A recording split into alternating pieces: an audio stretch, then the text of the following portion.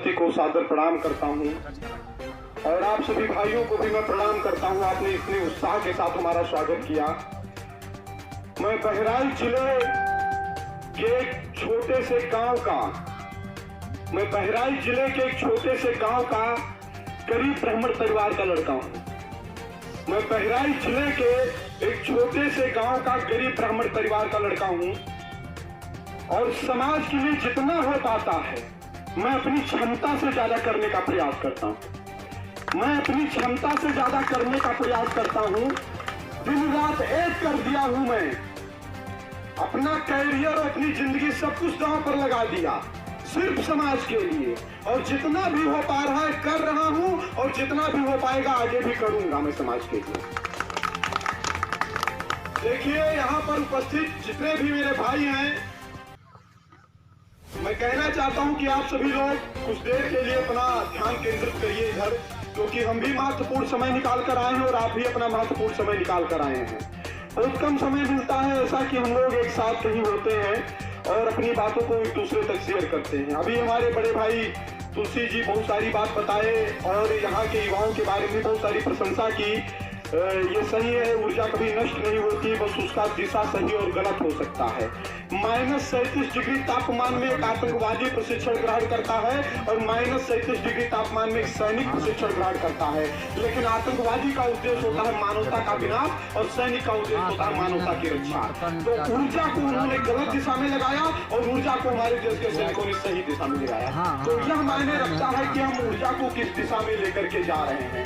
रही बात कुछ चंद गद्दारों की, रही बात कुछ कुंठित मानसिकता से ग्रसित लोगों की कि जो आपस में ही समाज में तोड़ने का काम कर रहे हैं, जो आपस में ही समाज में एक दूसरे को लड़ाने का काम कर रहे हैं, जो सवर्णों को बांटने का काम कर रहे हैं, उनको खंडित करने का काम कर रहे हैं। तो इस बात में आपको और बता दूं, हर एक समाज में अपराध स्वरूप अच्छे और बुरे लोग होते हैं और किसी एक व्यक्ति की वजह से पूरे समाज को गलत नहीं कहा जा सकता और एक किसी व्यक्ति की वजह से पूरे समाज को अच्छा भी नहीं कहा जा सकता।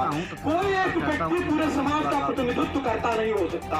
कोई अपने व्यक्तिगत स्वार्थ में अगर किसी के साथ कुछ गलत काम करता है तो ये उसका स्वार्थ है, वो समाज का स्वार्थ नहीं हो सकता है, क्योंकि समाज के लिए किया गया काम कभी स्वार्थवश होता ही नहीं है। और रही बात कुछ ऐसे लोगों की जो आपस में नफरत फैला रहे हैं, जातवाद को ज्यादा बढ़ावा दे रहे हैं, तो मैं उन लोगों को बताना चाहता हूं अपने इस संबोधन के माध्यम से, जिनको जातवाद का ज्यादा कीड़ा काट रहा है, जो सवर्ण हैं और जिनको ज्यादा जातवाद का कीड़ा काट रहा है, मैं उनको सिर्फ इतना बताना चाहता हूं, जितना बदनप्पन ठकुरप्पन था सब खत्म होने के कगार पर है। जितना बदनप्पन ठकुरप्पन था सब खत्म होने के कगार पर है। ये आपका व्यक्तिगत अहंकार ही है जो आपको पतन के कगार पर लेकर गया। ये आपका अपना व्यक्तिगत अहंकार भी है जो आपको पतन के कगार पर ले गया है। बाप दादा की 1500 और 1600 बीघे जमीनें आज 15 बीघे में सिमट कर रह गई हैं। बाप दादा की 1500 और 1600 बीघे जमीनें आप 15 बीघे में सिमट कर रह गई हैं। सब कुछ चला गया है, लेकिन गया नहीं है तो क्या? वो अपना अहंकार और आपसी फूट, अपना अहंकार और आपसी फूट। और एक बात मैं आपको और बता दूं, अगर आप ऐसे ही लड़ते रहे तो इतिहास के पन्नों में मोटे मोटे अक्षरों में लिखा जाएगा, सवर्ण समाज नामक कोई भी ठीक है नहीं, ये जान लीजिए आप। और स्थितियां बदल गई हैं और बदलती स्थितियों के अनुसार अपने आप को भी डालने का प्रयास करिए। अपने व्यक्तिगत स्वार्थ में, अपने राजनीतिक स्वार्थ में पूरे समाज को ना गलत कहा जा सकता है, ना पूरे समाज को गुमराह किया जा सकता है।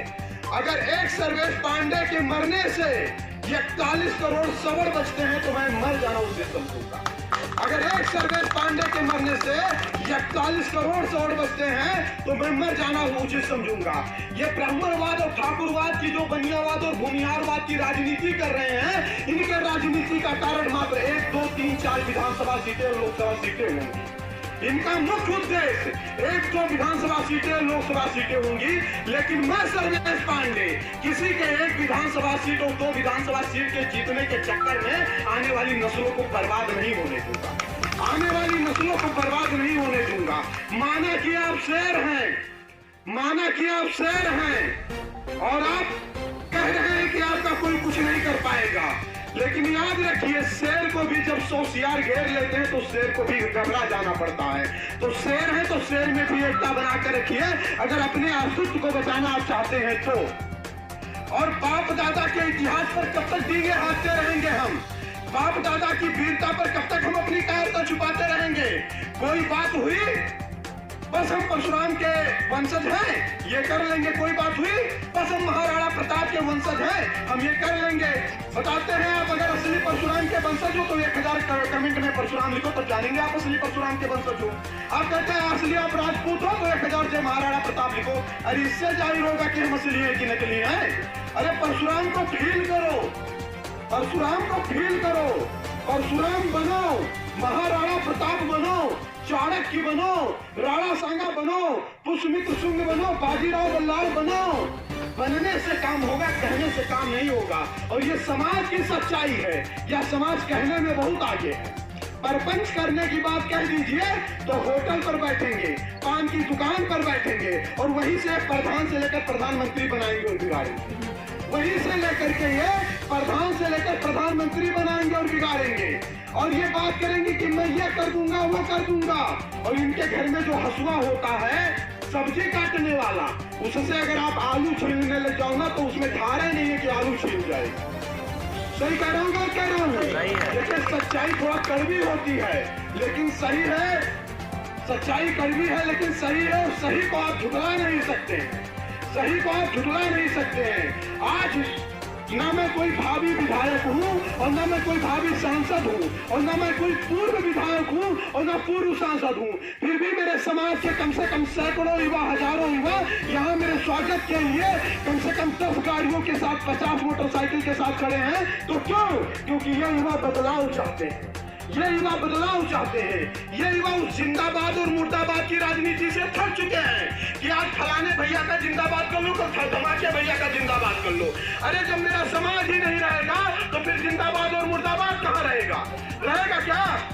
रहेगा क्या? नहीं। मेरी बातें आप लोगों को समझ में आ रही कि नहीं आ रही है? मेरी बातें पीछे तक जा रही कि नहीं जा रही है? ये मेरी बातों